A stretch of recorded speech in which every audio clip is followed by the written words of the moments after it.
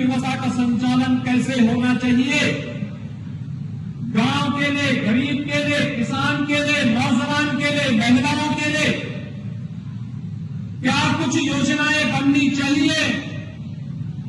भले ही उस समय की सरकार ने कुछ कार्य किया हो और योजना बनाने में विफल रही हो, लेकिन सरकार से बाहर रह करके जिन महापुरुषों ने इन पर स्वस्थ चिंतन को आगे बढ़ाया था, लोकनायक जयप्रकाश नारायण जी और पंडित दीनदयाल उपाध्याय जी, डॉक्टर राम मनोहर लोहिया जी जैसे महापुरुष उस समय भी इस क्रांति के लोगों को स्वतंत्र भारत के अंदर अपने चिंतन के माध्यम से आगे बढ़ाने का कार्य कर रहे थे।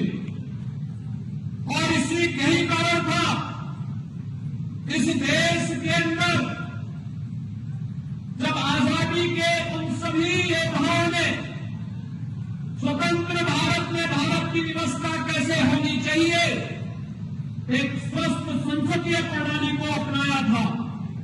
लेकिन सत्ता मोह में उस समय की सरकार इस कदर आंखों में पट्टी बांध चुकी थी कि एक समय उसने लोकतंत्र को भी कुचलने का कार्य किया, और जब लोकतंत्र को कुचलने का कार्य किया तो आखिर बिहार शांत कैसे बैठ सकता था।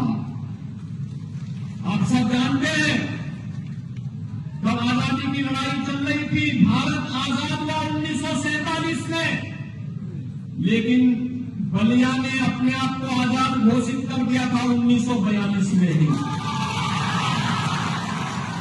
हम सब ये जानते हैं राष्ट्रपिता महात्मा गांधी के चंपारण आंदोलन को गति दी थी यही बिहार की धरती ने। तो स्वाभाविक रूप से लोकतंत्र के प्रति जितना सजग बिहार है, सचमुच वहां देखने लायक है।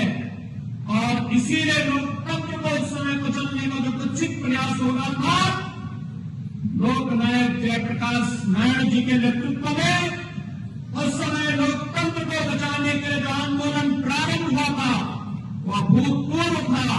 देश की आजादी के बाद इतना बड़ा सशक्त आंदोलन जिसने तत्कालीन सरकार को घुटना टेकने के लिए मजबूर कर दिया था।